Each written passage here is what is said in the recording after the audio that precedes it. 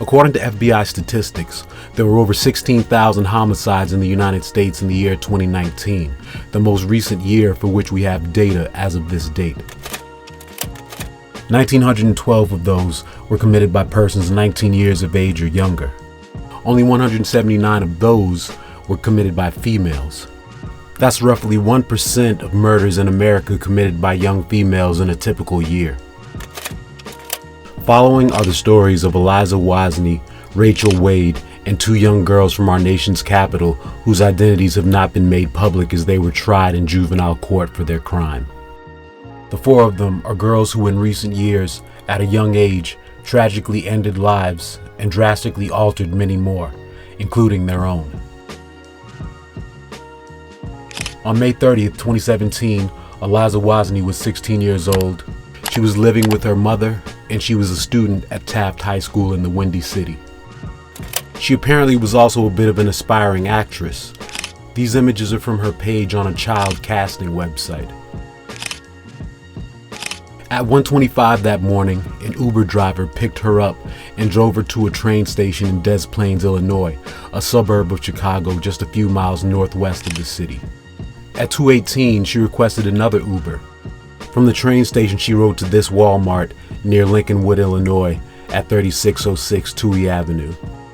She got out of the car at 2:36 and walked into the store. Inside the Walmart, she took a knife and a machete down from a store shelf and removed them from their packaging. Surveillance cameras capture her walking nonchalantly through the store with the knife in one hand and the machete in the other. Then she headed for the exit and walked out without paying for either item. Then she walked west a few blocks, then requested another Uber at 3:18 a.m. A few minutes later, Grant Nelson pulled up in his gray Hyundai Sonata. Eliza got in and Grant drove off.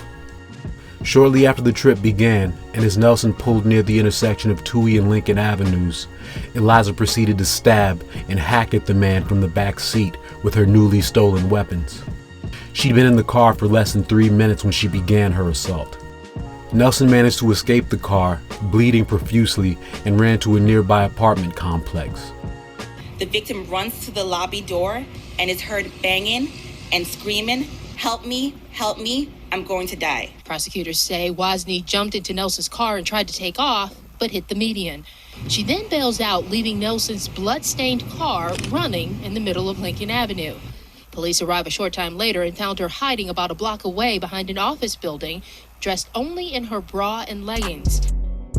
Wasny was covered in blood when police apprehended her.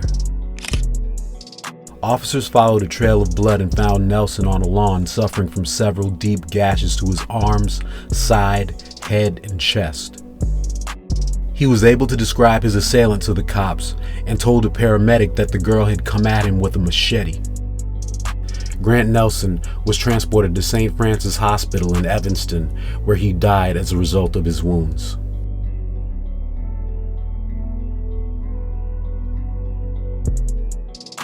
Eliza Wozny was charged as an adult, but was held in a juvenile facility initially.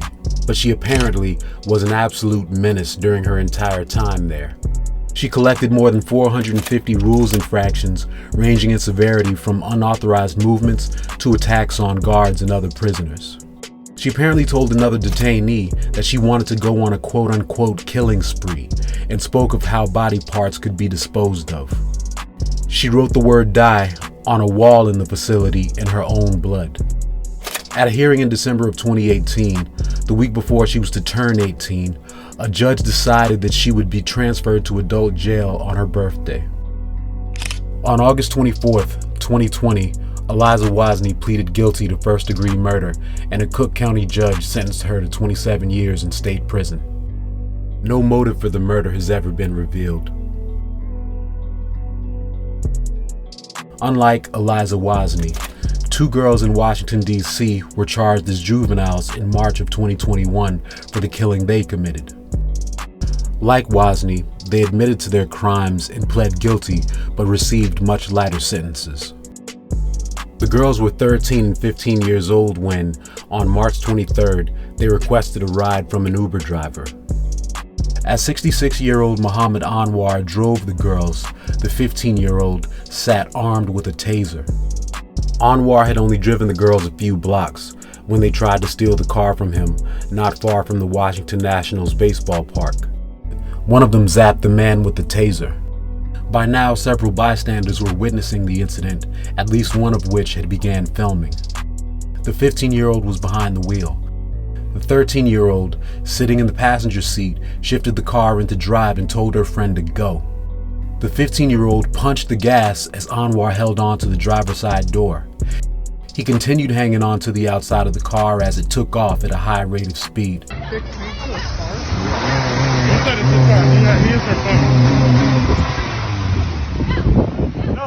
this is my car. Shut it! Oh my God! Somebody just stole it. She's stealing their car. You're stealing the car. Yeah, we called the cop. Call the cops. Call the cops.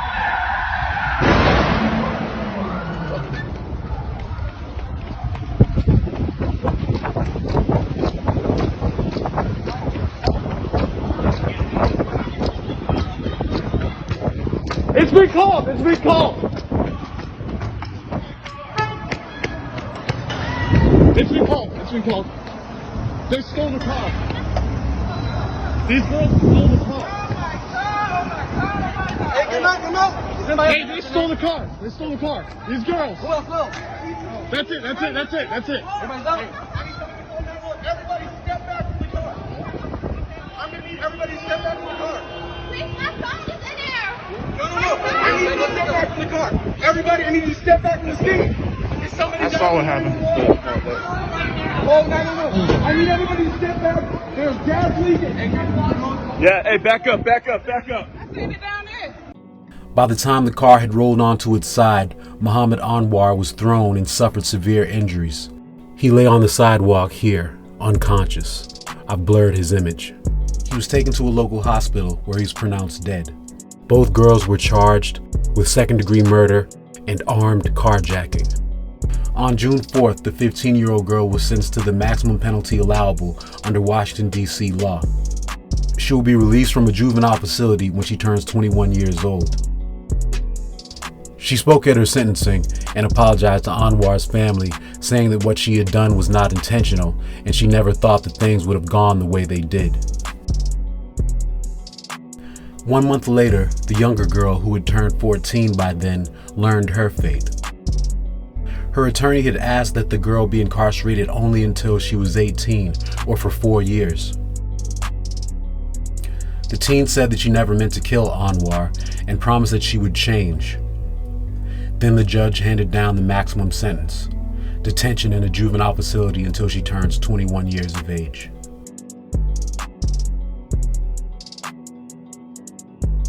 Rachel Wade was older than our other young killers, legally an adult when she committed murder at 19 years old. She grew up in Pinellas Park, a small city in central Florida across the bay from Tampa. In April of 2009, she was working as a waitress at Applebee's and had her own apartment. She had quit school at 16 and got her GED. She was named biggest flirt in her high school yearbook and had dated several boys by the time she met 19-year-old Josh Camacho. Josh had a hold on her like no other boys did.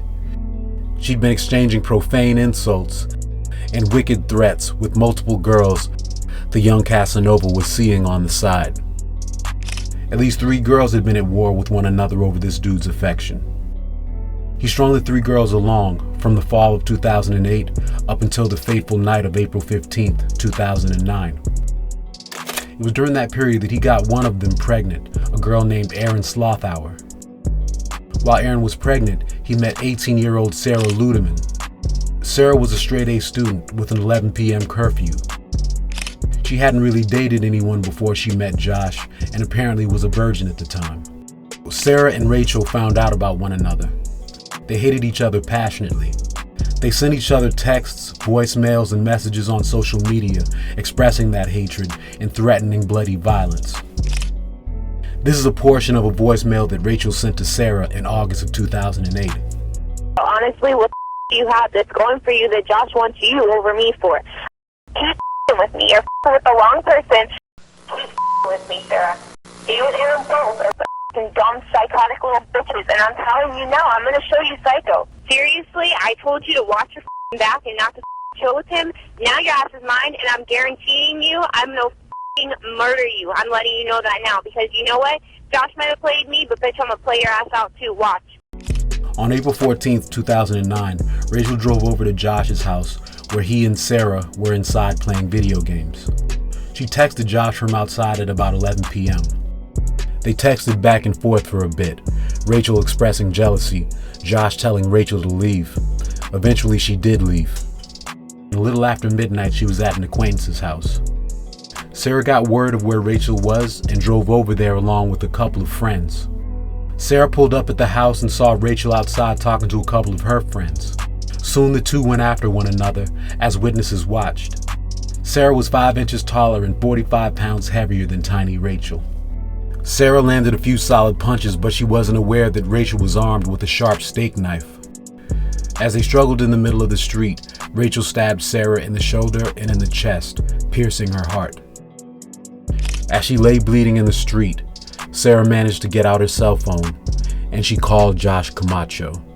She said the words, "It hurts." Sarah Ludeman was transported to Northside Hospital, where she was pronounced dead at 2:20 a.m. When police arrived, Rachel was sitting on a porch smoking a cigarette. This is a photo that an officer took of her that night. Here's Rachel at the police station later. It was here that police informed her that Sarah Ludeman had died. Here's the next thing that you need to understand, Rachel. Okay, when I was down at the hospital, okay, I saw where she was stabbed at. Okay, it looks like she has 2 stab wounds. All right. The next piece of information that you need to know is that she is dead. Okay,